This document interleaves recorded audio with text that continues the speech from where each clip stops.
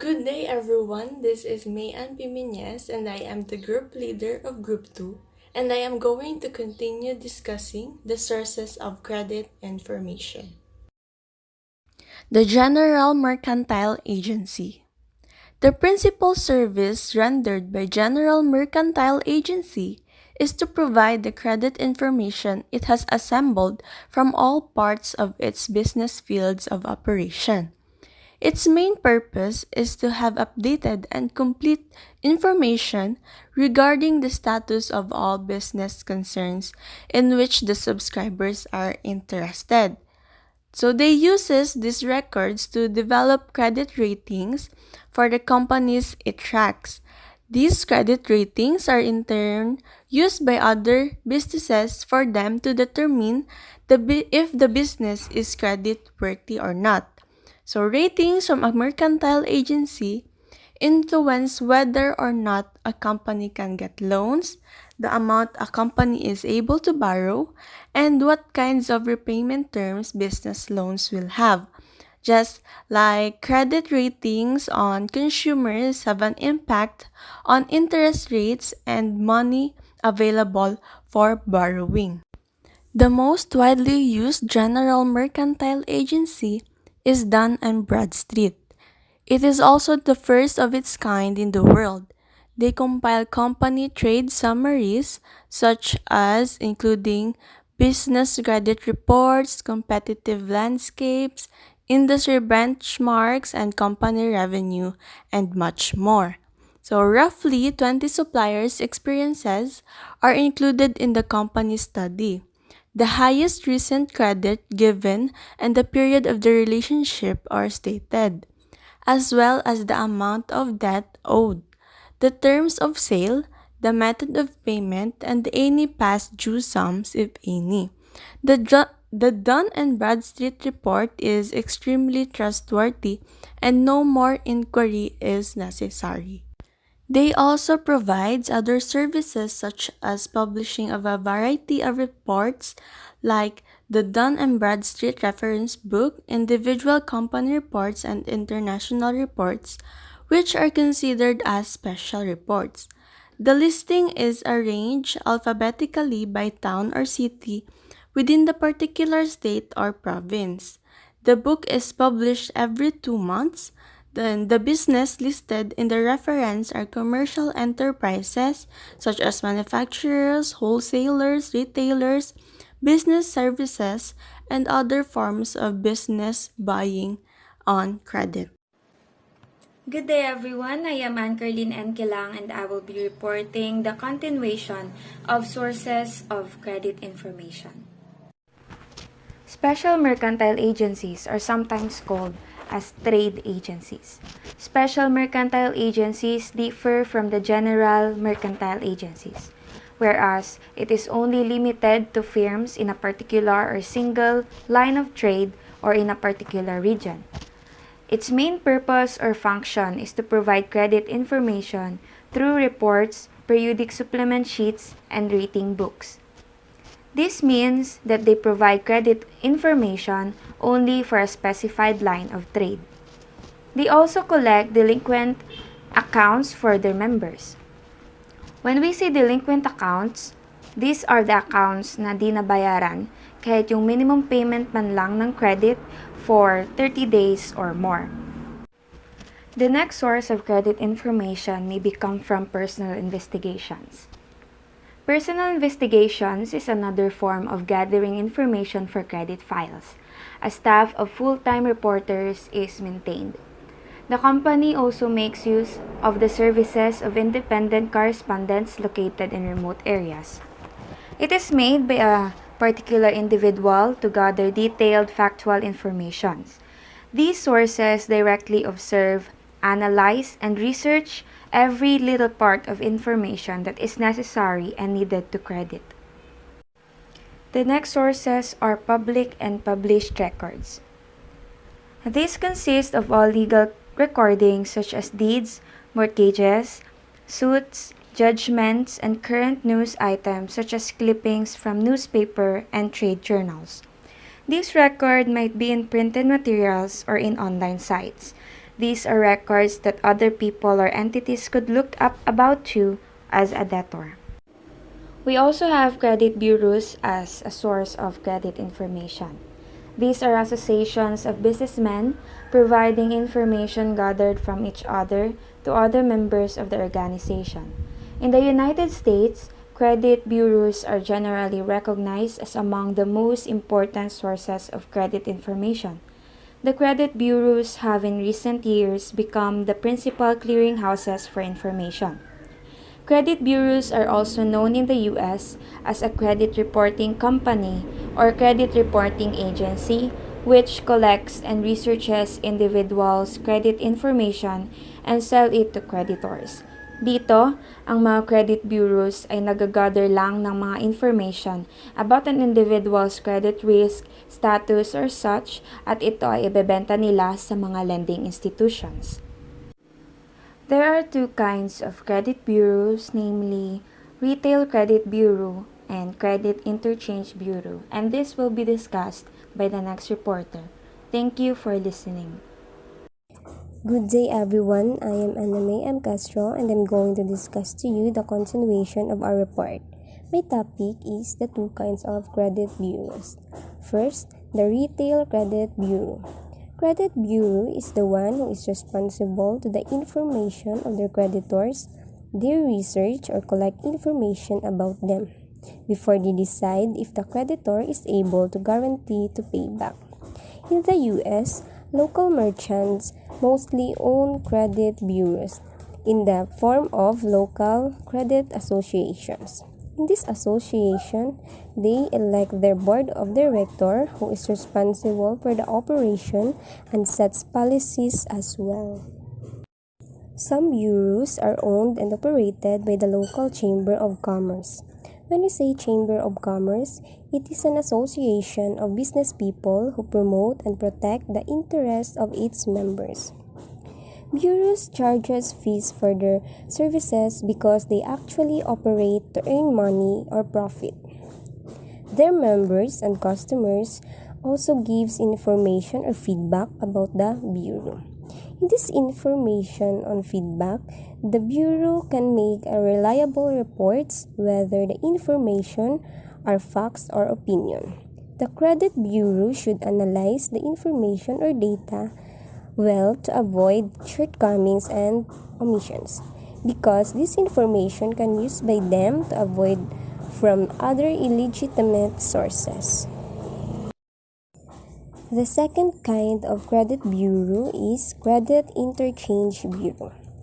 So unlike from the Retail Credit Bureau, the association itself seeks for the information about their customer.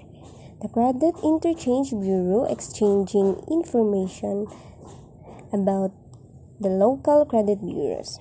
So in the U.S., the credit interchange bureaus were first located in local markets. For them, the information they gathered is not enough, so they need the exchanging of information or experiences. They request from their participants to give a complete list of their active accounts and their reopened accounts, and also furnish reports and present creditor of the customer. These events should be applied first before the creditor gives credit to their customers. And every member of local bureau has a signed code symbol that is only present to its officers and members. The code has the name of the member's active account and even the other reopened account. There is also a card to be given showing its name and address. When you use it usually or continuously, the name of accounts into bureau from members make the card files up to date or will last longer. So in every transaction you had using the card, it is obviously shown to the card you own. And that's the end of my report. Thank you. Good morning, ma'am. I am Derick S. Cambarihan, and I am fourth reporter of Group 2, and I'm discussing sources of credit information. Inquiry member is required to sum his ledger experience with the subject each time he submit an inquiry form. Reform is a way for website to gather valuable information and leads from user on the site. It's inquiry form hara ginagamit it mga membro para ga-requestan da credit reports. Inquiry member ay gina-required it pag-submit it ledger experience may bawat subject that time he submit inquiry form. Bureau canvasses all creditors who are listed as selling to the customer. This is done by sending the members reply form. A zone bureau in charge of complying the information and the writing the credit interchange report. Zone bureau naga-include hara ng bureau ay hararo tanan nga creditor nga nalista nga ginabligya sa customer. Zone bureau is in charge of complying the information writing the credit interchange report. Hararo sandaro ro zone bureau hara sandaro na in charge sa pag-comply it information at writing it credit interchange report. Credit department. The bank credit department is one of the best sources of credit information na furnish trade of ownership and operating information that may difficult to obtain elsewhere. Ro bank credit department ay hararo unang pinakabaho nga hararo bank credit department one of the best na source of credit information.